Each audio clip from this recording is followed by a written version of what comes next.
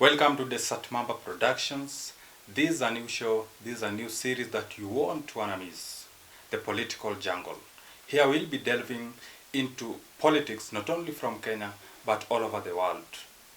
We'll give you all the insights that you need in politics so that you understand the past and the future and the present of politics. I'm your host, Oru Stevenson, and I'll be joined by political enthusiast Vincent Olengo. How are you, my friend? I'm good, brother. So let's just get straight to the point. There's this thing of the African Union, then we have the Organization of African Unity, and then we have the African Union Commission. Yes. It's kind of contradicting because in the past we only knew of OAU, but now we have something like AU. Can you please give us an insight of the difference between these three bodies? Okay. Very interesting. You know, it's so important for people to understand the difference because in the whole of Africa currently, there's one main thing that is going around and disturbing so many people. This is the AUC, the African Union Commission. So it's good to get to understand the difference between these three. First, when we talk of Organization of African Unity, this is a body that was formulated back in 1963. Okay. That was May 25th, when Emperor Haile Selassie hosted the then, by then there were only about 32, between 32 and 34 countries which had gained independence. So he hosted the then countries which had gained independence, and so they signed a charter. Mainly, the main purpose of this was to ensure they completely eradicate any form of colonization within Africa. So you're trying to say that the main reason for starting OAU was to do away with colonization? Yes, so they wanted to unite as countries that had gained independence to go and help the countries like Kenya, which by then had not gained independence. So the 32 heads of states joined Haile Selassie, who was the head of government then in Ethiopia. You know, Ethiopia was not colonized anyway. They fought Italy, and so they managed to send Italy away. So these heads of states joined Haile Selassie, and so they formed this organization to ensure they join other countries that had not gained independence. Of course, by this time, all countries were fighting for freedom. They were fighting to decolonize themselves from the rule, the white rule. So one of the reasons was to help these other countries also gain independence. The second reason was to ensure that there was African unity, because you realize that there was Kenya, like all the other African countries, both colonized and the ones that had gained independence. There was need for these African countries to unite so that they could then soldier on as a people. Then the other as one, a one nation, as a one nation, that is. And then the third main reason, of course, there were so many reasons. So the third main reason was to ensure they protect the African territory. They protect the African territory. So actually, they managed to sign this charter. For instance, Kenya, where we come from, was represented by Oginga Odinga. Oginga Odinga not only represented Kenya, but all the other African states that had not gained independence. So, of course, very soon we are going to give our audience the speech from each and every head of state that was in attendance, and then we'll also give them the speech of Oginga Odinga, who was representing the countries that were not yet, the countries that were still colonized. So why was Oginga Odinga selected to represent these countries that were not colonized? I'm not so sure, but I want to believe that, you see, Oginga Odinga was unique. Because remember, when Jomo Kenyatta and the other Kapenguria 5, because they were Kapenguria 6, when they were detained, Oginga Odinga, through he was being helped by other Kenyan citizens, of course, most of the Mau Mau. They, after fighting the white men, so the white men were willing to hand over power, and they were willing to hand over power to Oginga Odinga. But then remember, Oginga Odinga said he was not going to take over power until Jomo Kenyatta and the colleagues were released. So that is one main thing that really put him on the map, on the African map, as an African statesman that believed in unity and also believed in complete freedom. Because remember, many African people, you just see what happens. Even those who fought for freedom, after gaining power, they want to stay with it. And then Oginga Odinga was also quite charismatic and had very good speech. He was so eloquent. So after forming this OAU, it ran up to around 1999, September 9th. Okay. So September 9th, this now, you know, most of the African states, actually all of them have now gained independence. The apartheid rule has also been fought and it is now not there. So they again sat down now when they met, the African head of states. So when they met, they discussed and actually saw a need to now do away with the OAU now that its main objectives had been achieved. One of the objectives now that we have said is to ensure all the other African states get independence. Then like ensure they eradicate all forms of colonization. Protecting the territory of which they wanted to now kind of put more effort on it. And then like main objectives had been achieved.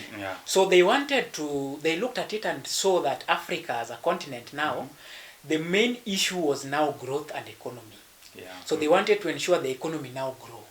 So this is when they thought of it and realized they needed a new body with now new objectives. So that's when they came up with the African Union, the AU. So why could they just maintain the name of OAU? Because I think the objective could have differed, but now the name could have just remained. Why go to AU? Okay, I think you see when you are in a group of elites, people think differently. And then there are those who also believe that when you maintain the very same name that you've been using to fight a problem, then it means maybe you've not really completely managed to fight away that problem. So they decided to change the name and even have a shorter one. That even when now working on another charter and even coming up with booklets that they could share was going to be easier working with. Because remember now, just imagine having Organization of African Unity Commission. That's a long name, so they decided to have a shorter name, and of course they had also just managed to finish up with the objectives they wanted the OAU to accomplish. So 1999 September, they decided now let us have AU. So after discussing, they met, because it's just like what happens currently. They could meet yearly. So they decided that now next year, the following year, which was now going to be the next meeting. But of course they didn't really make it work by the year 2002. It was launched. The AU was now launched in July 2002.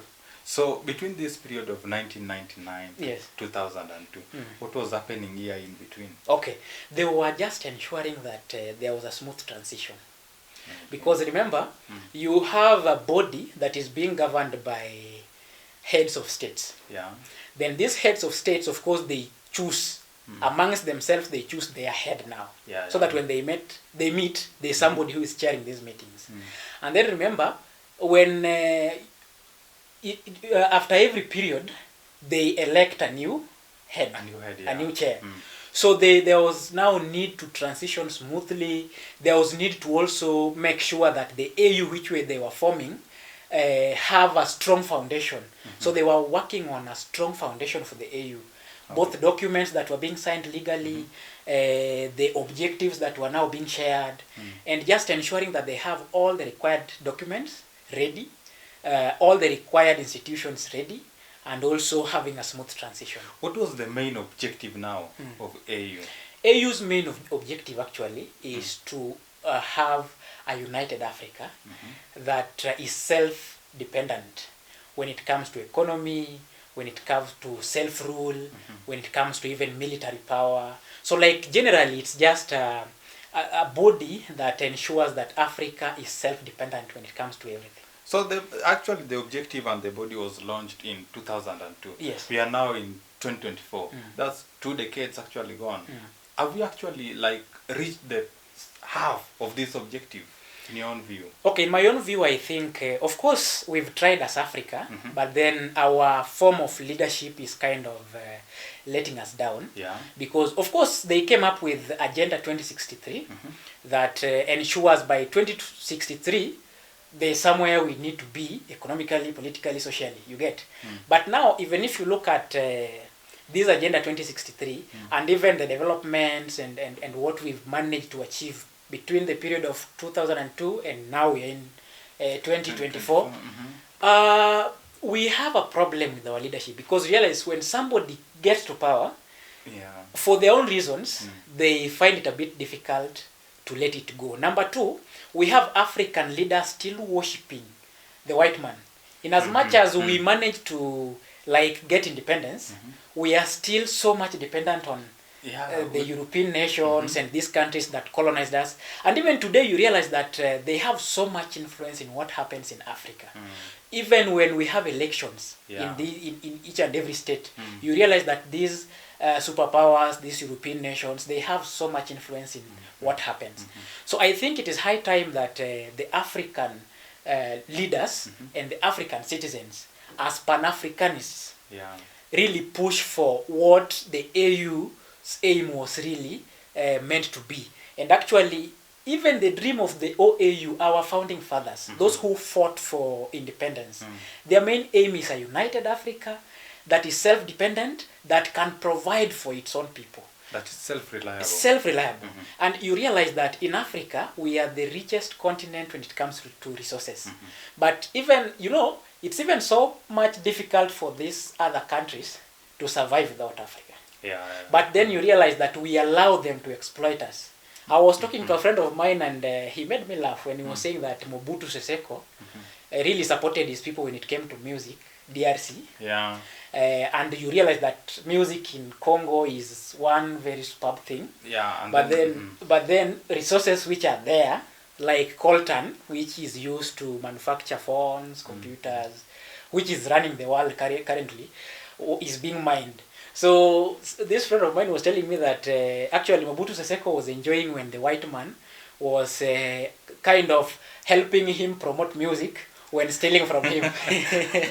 But we need to work as a continent and ensure that we have Africa that not only feeds its people, but is also a superpower, which we can be.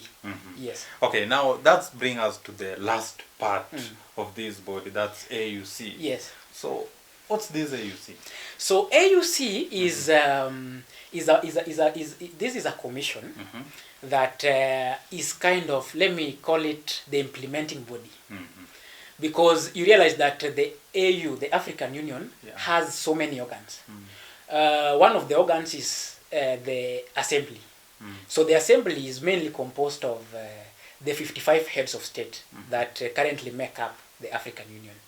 So the 55 heads of state, the member states, when they sit in this assembly, they are kind of policy makers. So they make policies, they discuss, just the normal way our National Assembly in Kenya performs the policy making role. And then whoever now implements, you see, like in Kenya, who implements these policies? The executive. The executive. So whoever implements the policies that have been made by the assembly, which is composed of the heads of state, is the commission. So the commission is made up of 8.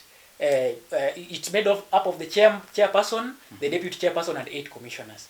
So the chairperson is elected by the parliament, which is the assembly.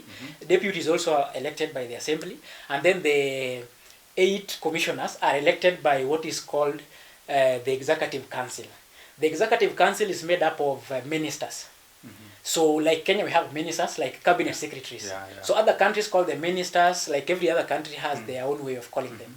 So this executive council is made up of those ministers from every country, every state. So who picks these ministers? The ministers. The ministers are picked from their respective countries. So like for example, Kenya, it is the executive who appoints, and then they are vetted through the parliament, right? So like for example, Kenya, we have the prime cabinet secretary, who is Musalia Mudavadi.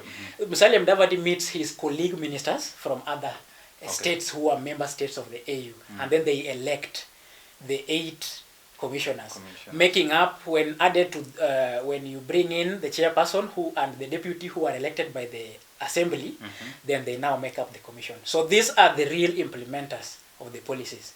They even make up the agendas and present it to the assembly for discussions. They even make up kind of budgets and then take it to the assembly for approvals. So they are the real implementers. That was some of an insight from our political enthusiast Vincent Olengo. Just keep here, please subscribe, share, and don't forget to comment so that we can get your view on this. This is just the start. That was an insight of OAU, AU, and then AUC. Don't forget to watch, subscribe, and share. This is Desert Mamba Productions, and this is Political Jungle.